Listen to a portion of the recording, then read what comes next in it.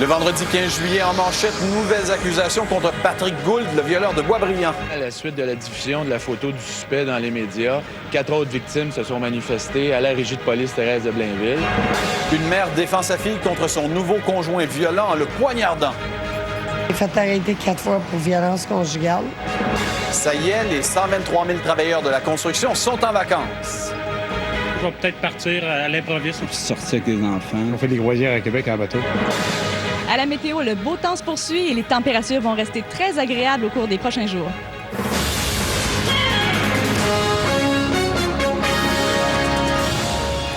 Bon début de soirée et pour ceux que ça concerne, bon début de vacances. Celui qu'on a surnommé le violeur de Boisbriand, Patrick Gould, fait face à d'autres accusations. TVA a appris qu'au moins 5 autres victimes ont reconnu leur agresseur à la télévision. Joël Goulet, c'est ni plus ni moins qu'un prédateur sexuel. Oui, Richard, l'homme de 30 ans, jusqu'ici inconnu des milieux policiers, aurait fait au moins 5 victimes, des femmes âgées entre 20 et 25 ans. Pourquoi au moins 5 victimes? Tout simplement parce que les policiers, au moment où on se parle, n'écartent toujours pas la possibilité que Patrick Gould ait pu faire d'autres victimes. Les 4 dernières se sont manifestées après avoir reconnu la photo de Patrick Gould sur les ondes de TVA. Le violeur de Boisbriand serait rien de moins qu'un prédateur sexuel. Patrick Gould n'aurait pas fait une, mais bien 5 victimes, âgées entre 20 et 25 ans. L'homme de 30 ans fait face à 13 nouveaux chefs d'accusation relativement à 4 agressions sexuelles commises à Bois-des-Filions, au nord de Montréal, entre 1997 et 2001. Gould a été arrêté le 5 juillet dernier, quelques heures seulement après le viol d'une jeune femme de 22 ans, derrière un bar du chemin Grande-Côte, à Boisbriand. À partir du moment où TVA a diffusé la photo de l'accusé, le dossier a pris une ampleur considérable. À la suite de la diffusion de la photo du suspect dans les médias, 4 autres victimes se sont manifestées à la régie de police Thérèse de Blainville. Alors, nous avons débuté des enquêtes conjointement avec la Sûreté municipale de Terrebonne et la Sûreté du Québec, Crimes contre la personne. Selon ce que nous avons pu apprendre, Patrick Gould connaissait la plupart de ses victimes. Après avoir gagné leur confiance, il aurait profité de leur vulnérabilité pour les agresser sexuellement. Gould fait également face à des accusations de voies de fait graves, menaces de mort et séquestration. La date de son enquête sur remise en liberté sera fixée lundi matin. On continue à s'objecter à la remise en liberté de M. Gould, étant donné le nombre grandissant de victimes qui se présentent. Il est 4 fois plus surpris, on pourrait dire. C'est des noms qui ne replacent pas. Ce sont des victimes, comme je vous dis, ça fait longtemps.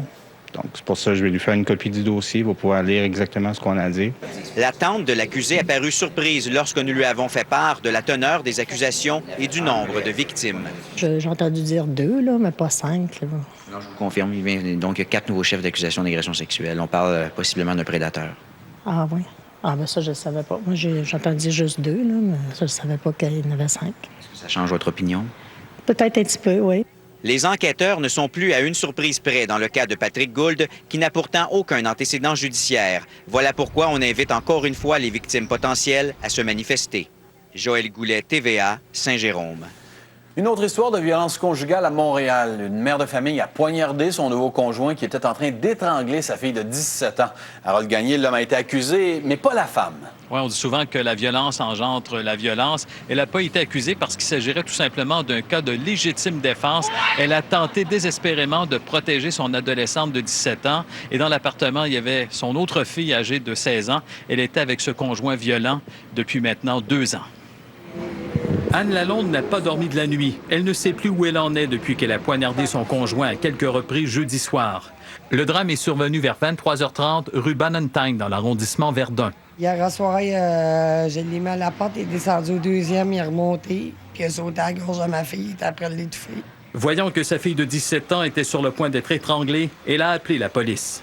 Moi, j'ai après parlé avec le 911, puis elle m'a dit « Viens m'aider », elle avait plus de souffle. Un couteau de cuisine, quoi? Oui. Après ça, je me souviens plus de rien. Tout ça s'est passé sous les yeux de son autre fille de 16 ans. Les 2 adolescentes sont sous le choc. Le conjoint de 41 ans, Daniel Auclair, a été blessé au dos. La lame a atteint un poumon, mais il est hors de danger. En après-midi, dans sa chambre d'hôpital, il a été accusé de tentative de meurtre sur l'adolescente de 17 ans. Les voisins sont surpris. Des choses comme ça nous surprend tout le temps. Surtout, je les ai vus hier soir, il était de bonne humeur, puis il était sur le balcon. Il avait de l'air à bien s'entendre. temps en temps, il y avait de la chicane, c'est sûr, mais ça, il y en a toujours dans les familles. Hein? La dame de 40 ans habitait depuis 2 ans avec son nouveau conjoint. Et pendant ce temps, dit-elle, il l'a battue à au moins 4 reprises. Coup de poing dans le dos, jusqu'à temps que je respire plus, puis il claque sa gueule. Donc, les policiers étaient venus déjà quelques fois. 4 fois. La femme de 40 ans n'a pas été arrêtée par les policiers et il semble qu'aucune accusation ne sera portée contre elle. L'enquête va nous démontrer si la force appliquée contre cet homme est proportionnelle à la menace à laquelle elle faisait face. Il a attaqué un de ses enfants et elle pouvait penser légitimement qu'il y avait un danger physique pour cet enfant-là. C'est un soulagement parce que je vois pas pourquoi qu'un homme battrait un ado et une fille en plus. Là. Puis en plus, moi, ça passe pas. Anne Lalonde ne pense qu'à une chose pour le moment, déménager et ne plus revoir l'homme qui l'a battu et qui a tenté de tuer sa fille. Harold Gagné, TVA, Montréal. À Québec, une femme de 35 ans, handicapée, a eu la peur de sa vie hier soir. Son fauteuil motorisé est resté coincé sur une voie ferrée. Le train s'en venait et heureusement pour elle, un bon samaritain l'a sauvée de justesse. Sauve la madame, c'est la seule affaire que j'ai pensé. La madame est là, puis madame en fauteuil roulant, puis tout, puis elle avait des prothèses aux pieds, aux jambes, puis tout ça. Que ça a été instantané, c'est une intuition. Patrick Marchand en avait long à raconter après l'aventure qu'il a vécue. C'est grâce à lui si la jeune femme de 35 ans, handicapée, a eu la vie sauve. À l'approche du train, elle était seule sur le rail. La roue de son triporteur était coincée. Sans lui, elle n'aurait eu aucune chance. Moi, je suis arrivé, puis j'ai ramassé la madame. Le train est à peu près à mi-chemin entre le passage piétonnier puis l'autre. Puis j'ai ramassé la madame, je l'ai déposée là. Le train a raté de l'autre bord de planque. C'est ça qui est ça. Cette dame qui était chez elle au moment du drame a entendu le train siffler pour avertir qu'il y avait un problème sur la voie. Un bruit d'enfer, selon elle. Il klaxonne à l'autre bout, il s'en vient ici, il klaxonne un coup ou deux, puis là, il arrête. Mais là, à soir, c'était effrayant. Ça a klaxonné, puis mon conjoint, il était sur le bord de la piscine. Moi, j'étais parti sur un copain, une copine. Puis là, ça fait de boum. Les gens du coin qui vivent avec la voie ferrée depuis plusieurs années en voient souvent de toutes les couleurs. Beaucoup de passants circulent à cet endroit, les enfants s'y promènent, les vélos, les poussettes. Le rail manque visiblement d'entretien. L'endroit où s'est produit l'accident est extrêmement dangereux. D'ailleurs, vous allez le voir, le bois ici qui est complètement pourri, d'ailleurs, qui s'effrite seul, le clou qui sort de 3 ou 4 cm. Et selon la version du CN, cet endroit devait être réparé au cours des prochaines semaines. Par contre, aujourd'hui, il y a une équipe d'ingénierie qui est sur place et qui va faire les travaux le plus tôt possible, là, dans le courant de la journée, de façon à réduire tout problème. Pour le Canadien national, il est clair que les passages piétonniers comme celui-ci ne sont pas faits pour les petits véhicules motorisés et ceux qui utilisent ce moyen de transport devraient éviter de traverser les voies. Ça peut être dangereux pour les cyclistes de voir leurs roues prises dans les rails, mais ça peut l'être tout autant pour les personnes qui conduisent des appareils pour la mobilité réduite. Kathleen Frenette, TVA, Québec. Les 2 dernières semaines de juillet, c'est comme ça depuis 1971 au Québec, ce sont les grandes vacances de la construction et ça y est, ça commence ce soir. Environ 123 000 travailleurs qui prennent la route des vacances, route qui va les conduire pour la plupart quelque part au Québec. C'était presque le calme plat ce matin sur les chantiers de construction. Il y avait bien sûr quelques irréductibles qui attendaient le coup de midi avant de quitter pour les grandes vacances bien méritées. Une grosse semaine de 60 heures, puis... Encore cette année, l'industrie de la construction roule à plein régime, surtout dans le secteur commercial. Oui, une bonne année. Oui, c'était une bonne année. Oui. Ah, il y a du travail, plein de travail. Et que feront-ils de leurs vacances? S'il fait beau, je vais peut-être partir à l'improviste, on ne sait pas où. Là. Je vais faire des petites sorties avec les enfants, là, mais faire du bateau. Souvent au Lac-Saint-Jean. Et puis à Québec, on fait des croisières à Québec en bateau. Je m'en vais au Mont-Tremblant. En camping? Oui. Oh, des vacances, il faut. La Commission de la construction du Québec a même mené sa petite enquête. À chaque année, les vacances de la construction, ça attire l'intérêt des médias et autres. Puis aussi des préjugés. On dit, ils partent tous en camping, ils s'en vont à la colle, ils s'en vont au Lodgen. Donc, ils dépensent à l'extérieur. Un vieux mythe qui ne tient plus la route. À peine 2 % d'entre eux choisissent les États-Unis. 50 % restent à la maison. Pour les autres, 40 % optent pour le camping, 40 % vont à la pêche. Bref, ils préfèrent le Québec, la nature et le plein air. Ça nous a permis d'estimer qu'à peu près 95 % des 207 millions qui ont été versés en chèques de vacances et de congés là, vont être réinvestis au Québec. Et si vous prenez la route, sachez que la Sûreté du Québec vous aura bien à l'œil. Les policiers vont être là, vont faire des opérations pour détecter les vitesses, pour détecter l'alcool ou les conducteurs qui sont agressifs sur la route. L'an dernier, 24 personnes sont décédées sur les routes pendant cette période de vacances. Maryse Gagnon, TVA, Montréal.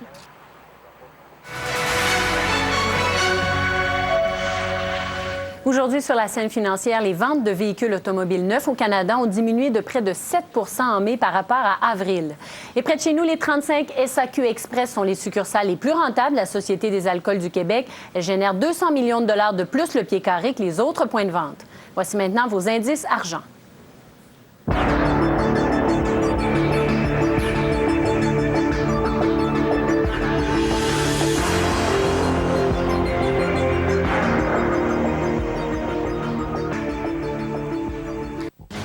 Ici Chantal Kernian. Je vous parle d'un appel à la bombe dans un train de Via Rail. 167 voyageurs coincés à la gare de Shawinigan ont appris malgré eux que même s'il s'agit d'une fausse alerte, ce genre d'affaire est plus que jamais pris au sérieux.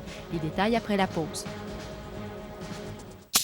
Laissez-vous inspirer par la pizza aux côtes levées. Avec oignons et piments rouges, sauce aux côtes levées, de tendres morceaux de porc, fromage mozzarella. Le tout grillé à point. L'irrésistible pizza aux côtes levées, chez Normandin. Les grands rassemblements Loto-Québec vous invitent à venir danser, chanter, jouer, défiler et célébrer. À ne pas manquer, une compétition où plus de 1000 danseurs inviteront la foule à entrer dans la danse. Une chorale spontanée avec France Castel et Joël Legendre. Un méga bingo pour 1000 personnes animé par Mado. Le plus grand défilé de jumeaux au Canada et une grande bouffe gratuite pour plus de 20 000 personnes. Venez partager vos passions. Procurez-vous le nez vert rassembleur et soyez de la fête.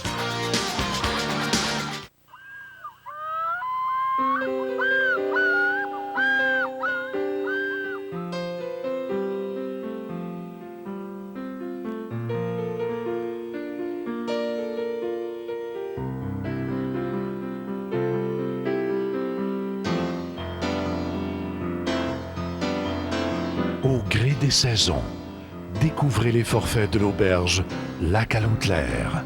Un véritable retour aux sources. Ce vendredi, à Sucré-Salé, nous recevons le comédien et auteur Claude Legault et Christopher Williams plonge littéralement dans le monde merveilleux du golf.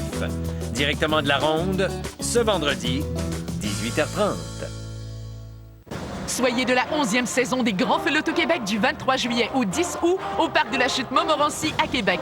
Assistez à une compétition internationale unique au monde où se marient l'eau, le feu et la musique. 6 rendez-vous féeriques avec le Canada, l'Espagne, la Chine, la Suède, l'Italie et la grande finale Loto-Québec. Réservez dès maintenant au 1-888-523-FEU sur lesgrandsfeux.com ou sur le réseau Admission. Du 23 juillet au 10 août, vivez la 11e édition des Grands Feux Loto-Québec, l'événement de l'été à Québec. Laissez-vous inspirer par la pizza aux côtes levées. Avec oignons et piments rouges, sauce aux côtes levées, de tendres morceaux de porc, fromage mozzarella. Le tout grillé à point. L'irrésistible pizza aux côtes levées, chez Normandin.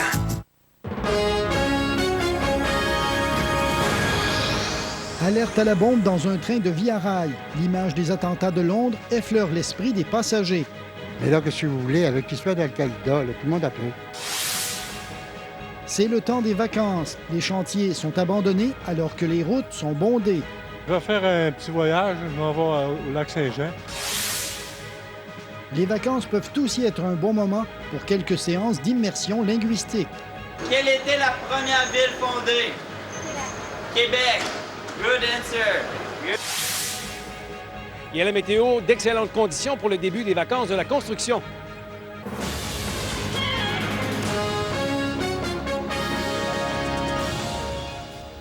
Bon début de soirée, mesdames et messieurs. Les vacances commencent sur une bien mauvaise note pour les 167 passagers de Via Rail en provenance de Joliette à cause d'une alerte à la bombe. On comprend qu'une semaine après les attentats de Londres, l'incident n'ait pas été pris à la légère. Heureusement, après une fouille minutieuse, les voyageurs ont finalement pu reprendre la route. C'est ainsi que les vacances commencent pour les passagers du train Montréal-Center-Lac-Saint-Jean. Assis à l'ombre d'un wagon à bouquiner. Les 167 voyageurs ont su, en mettant le pied à la gare de Shawinigan ce midi, que quelque chose ne tournait pas rond. On ne savait pas pourquoi, parce qu'ils ne l'avaient pas dit. On a pensé que c'est parce qu'ils étaient en retard ou qu'il y avait des gens qui Je sais pas trop quoi. Mais là, quand ils l'ont dit, on n'a pas trouvé ça drôle. Ça retarde tout le monde, c'est pas grave. Le camping, ça va être pareil. On s'en demandait ce qui se passe. Non, je fais confiance aux gens qui sont ici. Quand l'appel a été reçu en premier, le train s'est arrêté pour une inspection générale. La Sûreté du Québec et la police du CN passent le train au peigne fin. Les bagages et les moindres recoins des wagons, rien ne leur échappe. Une première fouille en matinée, puis une autre juste avant d'entrer en gare avait été faite par les 6 membres du personnel Via Rail. La section du lac Saint-Jean, venez-vous-en à ce côté-ci. 14 heures, les policiers n'ont finalement rien trouvé. Les passagers peuvent monter à bord de leur train. La plupart d'entre eux prennent l'affaire avec un grain de sel. Malgré la longue attente, ils sont rassurés. Je pense qu'on est en sécurité. Puis il y avait du bon monde alentour. Il est actuellement 2h18 et le train de Via part de la gare de Shawinigan. Et on va aller prendre 200 autres voyageurs qui se trouvent à la gare de Rivière-à-Pierre. Eux aussi ont été avisés de cette alerte à la bombe.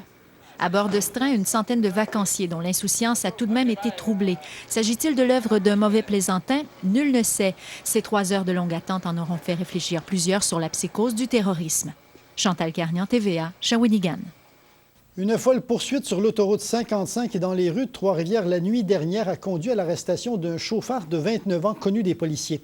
Plusieurs accusations ont été portées contre lui, dont conduite avec les facultés affaiblies, fuite et possession de stupéfiants. Les policiers ont dû utiliser un tapis à clous sur l'autoroute à Saint-Boniface pour mettre un terme à sa course qui aura duré environ 30 minutes. Et une importante saisie de cannabis a eu lieu plus tôt aujourd'hui à Mont-Carmel, dans une érablière du rang Saint-Louis. 750 plants matures et 800 boutures ont été saisis. 3 hommes de 22 à 44 ans, dont le propriétaire de l'érablière, ont été arrêtés puis libérés sous promesse de comparaître le 19 septembre. Martin Levrault, beau temps pour commencer des vacances. Ben oui, tous les vacanciers, évidemment, de la construction, ça débute cette fin de semaine. Et même tous les gens qui travaillent, on est contents aussi parce qu'on se dirige vers une très belle fin de semaine. Il faudra en profiter. Lundi, mardi, on prévoit de la pluie, donc c'est en fin de semaine que ça se passe. Je vous donne tous les détails dans quelques instants. À plus tard, Martin. À plus tard. L'industrie de la construction s'attend à manquer de main-d'œuvre dans la région de Trois-Rivières au retour de la traditionnelle période de vacances qui vient tout juste de commencer. L'activité avait ralenti sur les chantiers ces derniers mois, mais la Commission de la construction prévoit que c'est la région de Trois-Rivières qui connaîtra la plus forte croissance pour la prochaine année. L'heure des vacances vient de sonner sur le méga-chantier de l'usine de cogénération de Bécancour. C'est un des plus beaux moments de l'année, c'est sûr. Comme l'indiquait un sondage il y a quelques jours, les ouvriers en général ne s'éloigneront pas trop du Québec pendant ces 2 semaines. Ah oui, je vais rester au Québec. On se repose à la maison, on aime ça. On va au lac Saint-Jean, puis l'autre semaine, peut-être aux États-Unis. On reste chez nous, on reste dans le spa. Tu promènes dans la Bessic. Bon, on va rester à l'entour, le gaz est trop cher. La fin des méga-chantiers de Kruger-Wayagamack et du barrage Grand-Mère avait freiné le bel élan que connaissait la construction. Mais le répit sera de courte durée avec la période de pointe à l'usine de cogénération et les 2 barrages dans le Haut-Saint-Maurice. Tellement qu'on redoute encore une fois une pénurie de main-d'œuvre cet été. Déjà, j'ai des employeurs qui ont commencé à m'appeler pour réserver de la main-d'œuvre pour après vacances. Ça commence à être rare déjà. C'est important que les travailleurs se rapportent parce qu'on va manquer de main-d'œuvre. Dans la région, un peu plus de 8 000 ouvriers ont reçu un chèque de vacances. Malgré les ralentissements, c'est à peu près le même nombre que l'an dernier. L'explication tient dans le fait que beaucoup sont allés travailler dans d'autres régions du Québec. Qui sont allés travailler sur des grands chantiers à l'extérieur de leur région, que ce soit Alouette, Eastman ou dans la grande région de Montréal. Ce sont des travailleurs assez mobiles. La construction entretient aussi d'intéressantes attentes face au parc de Bécancour, pas juste pour l'usine de cogénération, mais aussi pour Arkema, l'ancien Atofina, qui a toujours dans ses cartons un agrandissement de 40 millions. Il y a également Hydrogénal, soufflé par une explosion en novembre dernier. En attendant de savoir ce qu'elle fera, la compagnie a au moins décidé de recouvrir pour 1 demi-million son bâtiment toujours à nu. Mais tout ça, ce sera pour après les vacances. Bonnes vacances, tout le monde! Louis Cloutier, quand on pense vacances, on pense problème de circulation. Ça semble bien aller autour du pont La Violette malgré les travaux. Ben oui, Pierre, ça se passe très bien. Vous voyez, c'est même un charme. Il faut dire que Transport Québec a eu la sagesse de modifier son horaire des travaux en ce début des vacances de la construction, comme ça avait été fait lors des 2 longues fins de semaine de congé qu'on a eues récemment. Ainsi, jusqu'à 21 h ce soir, Ça va circuler sur 4 voies rétrécies, mais 4 voies quand même. À 21h ce soir, ça tombe à 2 voies. Ce sont les travaux nocturnes habituels parce qu'il n'y a pas de vacances de la construction sur le pont La Violette. Et à partir de demain matin, 6h30 jusqu'à lundi, 21h, on revient à 4 voies. Donc, il n'y aura aucun problème sur le pont La Violette. Si jamais ça doit bloquer quelque part sur le réseau routier, je ne pense pas que ça soit ici. Merci beaucoup, Louis. Merci. Et notre question du jour concerne les vacances. Nous vous demandons, prenez-vous plus de 2 semaines de vacances pendant l'été? Vous répondez sur notre site Internet hm.tva.ca. Hier, 68 % des répondants ont dit être satisfaits du règlement du conflit dans la LNH, contre 32 % qui disent que non. L'agrandissement de l'un de ces hangars n'est qu'une première phase de l'expansion que s'apprête à prendre l'entreprise Première Aviation à l'aéroport de Trois-Rivières. La compagnie a fait part de ses intentions à l'occasion de son barbecue annuel, auquel était convié un dirigeant de son principal client, WestJet. Première Aviation compte éventuellement élever un autre hangar, un projet de 5 millions de $. WestJet a confié à l'atelier de Trois-Rivières la réfection de ses nouveaux Boeing 737. Le prix de l'essence fait non seulement grincer les dents des automobilistes, mais aussi les mécanismes des enseignes de plusieurs stations-service. Plusieurs de ces enseignes ont besoin d'être rafraîchies pour afficher le nouveau prix ou doivent encore être modifiées parce qu'elles n'ont pas la place requise pour un prix à 3 chiffres, maintenant qu'il a franchi le cap du $. Des entreprises spécialisées dans les enseignes, dont FX Boisvert, s'affairent ces jours-ci à remettre les chiffriers en ordre. Des fois, il n'est pas toujours efficace parce qu'il peut faire défaut, ils n'ont pas joué avec pour voir s'il est après ou quelque chose de même, ou c'est un petit module qui peut manquer ou qui peut briser. Un petit chantier sur le boulevard des Forges à Trois-Rivières crée de gros désagréments aux automobilistes et aux cyclistes. Un entrepreneur procède au moulage de blocs de béton qui seront utilisés sur le circuit du Grand Prix. La Fédération internationale automobile demande aux dirigeants du Grand Prix de rendre cette section du circuit plus sécuritaire à la suite de l'accident survenu l'an dernier lors d'une course en Formule Vintage Atlantique. Trois-Rivières contribue au projet pour 95 000 $.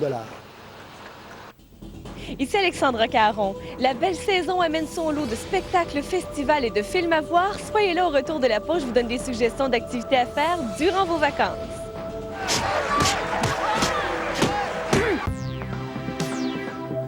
Pour habiller mon quotidien, pour habiller mon environnement, pour habiller les miens.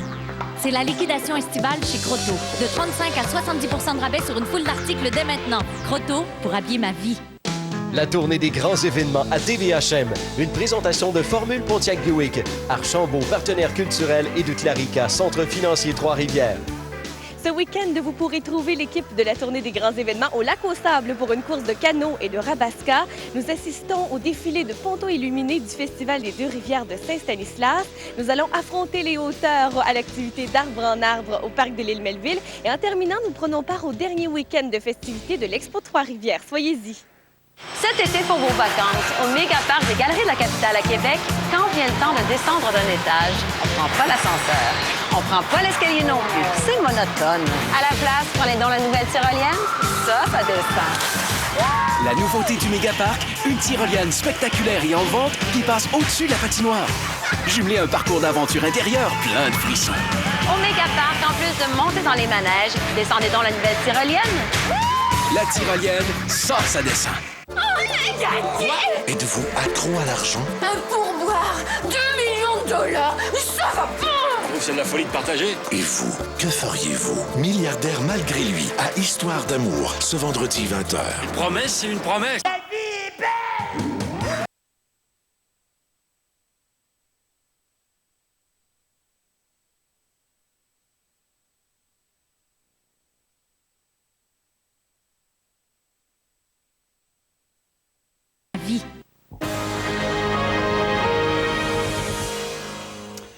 Revenons aux vacances. Elles ne sont pas toujours synonymes de paresse. Pour plusieurs, les grandes vacances peuvent être l'occasion de joindre l'utile à l'agréable.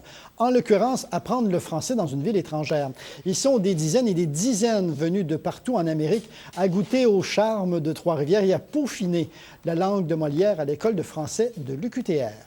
Mexico. Alberta. Texas. Vancouver. Du Brésil.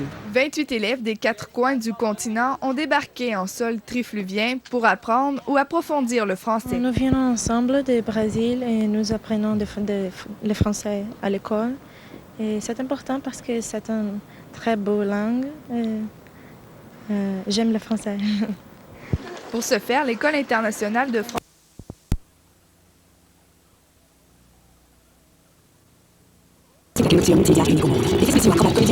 la création de la lune et du soleil. Un monde de suspense et d'émotion.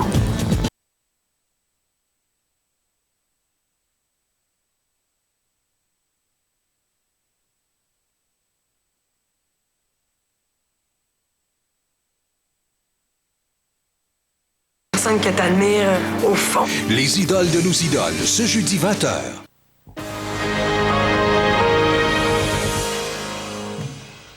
C'est le 8 juillet prochain que le film Aurore prendra l'affiche. Inspiré du roman d'André Mathieu, Aurore lève le voile sur ce drame tristement célèbre qui a été fortement médiatisé au début du siècle. Pour en parler, on va rejoindre Alexandra Caron. Alexandra, les principaux comédiens du film sont de passage dans la région aujourd'hui. Oui, ils sont dans la région pour une soirée de gala, pour une projection en avant-première ici même au Cinéma du Cap. Il y a des gens qui font la file. Ils sont rentrés dans la salle il y a quelques instants pour assister justement à cette projection. Et vous avez peut-être vu le film Aurore, l'enfant martyr, qui date d'une époque bien lointaine déjà, qui a été le plus grand succès cinématographique de son époque. Eh bien, 53 ans après, Luc Dion, le réalisateur, a choisi de refaire le film, mais en misant beaucoup plus sur le silence qui entoure les sévices subis par la petite Aurore. Alors, le film donne un tout autre sens à cette tragédie. Je vous rappelle l'histoire. Alors, peu de temps après le décès de sa femme, Télésphore Gagnon se remarie avec sa belle cousine Marianne Hood, et ce sera le début du règne de la terreur pour la petite Aurore Gagnon, qui va finir par succomber suite aux mauvais traitements qui lui ont été infligés par son père, mais surtout par sa belle-mère pendant que le village entier fermait les yeux. Le film met en vedette la jeune Marianne Fortier, Serge Postigo, Hélène Bourgeois-Leclerc, Yves Jacques, Rémi Girard, Stéphanie Lapointe, une distribution assez impressionnante. Et j'ai rencontré un peu plus tôt quelques-uns des comédiens de ce drame et vous allez voir que selon eux, c'est un film d'époque qui se doit d'être vu par les gens à cause du message qu'il transporte. On a fait ce film-là pour parler du silence qu'il y a encore aujourd'hui autour des drames familiaux, des drames, de la violence faite aux enfants. J'espère que ça va sensibiliser les gens à aider les personnes, à donner un coup de main, tu sais, aux personnes qui sont dans ces troubles-là. Ce film-là sert à deux choses, sert à prendre conscience de nos enfants, c'est la plus grande des richesses qu'il n'y a pas, du rôle qu'on est obligé de jouer face à eux, la responsabilité qu'on a. Et aussi la responsabilité qu'on a face aux enfants des autres. Je vous avertis, c'est pas tout à fait ce à quoi on s'attend d'un film estival. C'est très bouleversant, ça ébranle, ça choque, ça dérange, mais c'est un excellent film et je dois souligner la performance très belle des comédiens qui sont tous très justes. Le film sort en salle, Patricia, je vous le rappelle, vendredi, le 8 juillet prochain. Merci, Alexandra. Au revoir. Et puis, nous sommes allés faire un tour à Fortierville aujourd'hui où la parution du film risque d'attirer de nombreux curieux. Plusieurs citoyens ont été bouleversés par le film qu'ils ont eu la chance de voir à Montréal et Québec. Tu te rappelles ce que je t'ai dit si tu parlais, hein? Les citoyens de Fortierville vont enfin pouvoir se débarrasser de la version folklorique de l'histoire d'Aurore Gagnon. Même quand il y a du monde, je me sens toute seule. La nouvelle version semble coller beaucoup plus à ce qui s'est réellement passé, ce qui réjouit les quelques citoyens de Fortierville qui ont vu le film en avant-première. Pensez-vous que ça va faire du bien à Fortierville que l'histoire soit reprise de cette façon-là, qu'elle soit racontée différemment? Moi, je pense que oui, ça va faire du bien.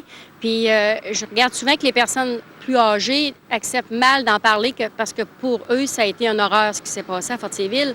Sauf que c'est à nous de leur faire comprendre que le film, premièrement, est pas comme l'autre d'avant et que c'est fait dans le but de dénoncer. Le film fait en sorte que, le côté silence ne doit plus rester au silence. Bien, ici, c'est le vélo de Télésphore Gagnon, le parc d'Aurore. Ici, au centre d'interprétation de Fortierville, on parle de l'histoire du village, mais aussi évidemment de celle d'Aurore. On y retrouve des découpures de journaux, des objets ayant appartenu à sa famille, même le fer à friser avec lequel elle aurait été martyrisée. Mais on ne veut surtout pas faire de l'histoire d'Aurore un cirque. C'est sûr qu'on s'attend à ce qu'il y ait beaucoup de personnes qui viennent à Fortierville parce que le côté curiosité là, va prendre beaucoup de place.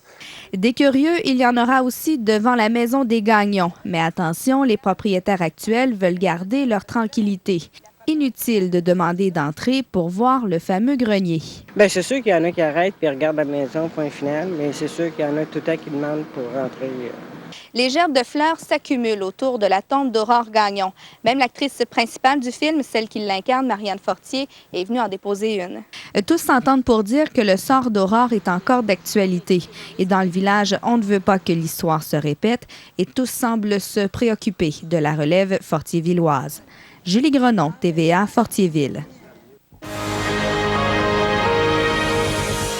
Le zoo de Saint-Édouard, l'évasion familiale à 30 minutes de Trois-Rivières. Le zoo de Saint-Édouard, c'est plus de 85 variétés d'animaux, une aire de pique-nique et de jeux, une barboteuse et jeux d'eau pour enfants et un mini-train en circuit fermé. Le zoo de Saint-Édouard, sortie Louisville de l'autoroute 40. Tout est beau ici? Le bœuf assaisonné, généreux, grillé avec soin. Oh, il est tendre, hein? Oh, il est super tendre. Et la tranche de bacon, frémissante de saveur. Oui, tu es assez parfaite. Elle est parfaite. Tellement parfaite, là, qu'elle est bonne à marier. Marier? Ah, enfin! Il veut se marier. Merci. Oh, c'est... Bon. Chez AEW, on est passionnés. Mesdames et messieurs, showtime!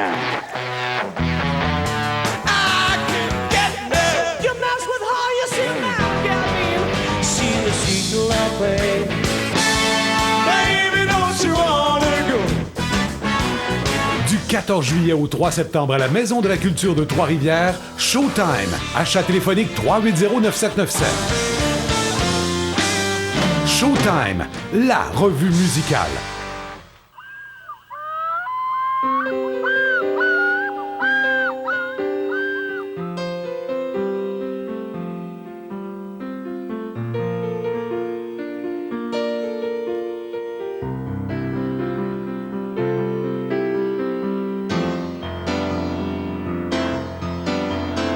Au gré des saisons, découvrez les forfaits de l'auberge Lac à l'eau claire. Un véritable retour aux sources. Le zoo de Saint-Édouard, l'évasion familiale à 30 minutes de Trois-Rivières. Le zoo de Saint-Édouard, c'est plus de 85 variétés d'animaux, une aire de pique-nique et de jeux, une barboteuse et jeux d'eau pour enfants et un mini-train en circuit fermé. Le zoo de Saint-Édouard, sortie Louisville de l'autoroute 40. Ce mercredi, à Sucré-Salé, le très polyvalent Stéphane Rousseau avec nous sur le plateau, tandis que la très jazzy Dorothée Berryman nous dévoile ses lieux romantiques préférés. Directement de la Ronde, ce mercredi, 18h30.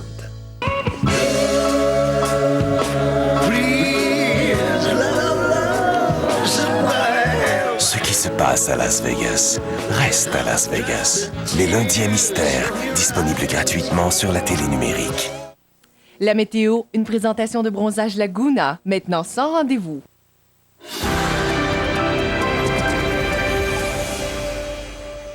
Martin, j'ai beau chercher, je trouve pas où vous êtes en ce moment.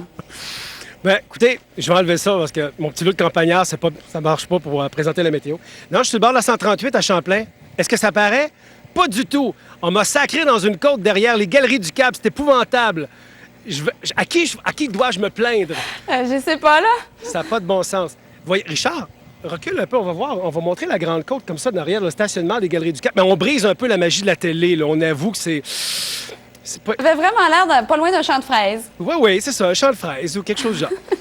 Mais bon, on va parler météo quand même parce que j'ai un mandat très sérieux, vous savez. Et on a des belles nouvelles pour le reste de la semaine jusqu'à vendredi, entre autres. Ce soir, il y a des passages nuageux et on va dormir un petit peu mieux parce que le minimum sera de 17 degrés, un peu plus frais. Donc, conditions meilleures pour faire dodo.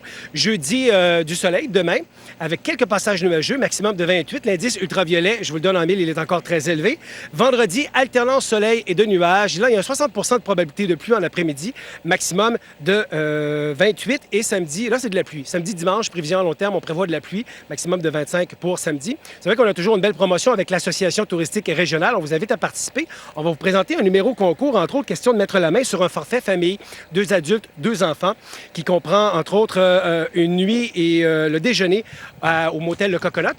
Et puis, vous avez la chance de visiter la visite expérience de la vieille prison, le Musée québécois de culture populaire ou encore la Biennale internationale d'estampes contemporaines. C'est les 3 événements que vous allez visiter. Appel numéro 6 retenu ce soir.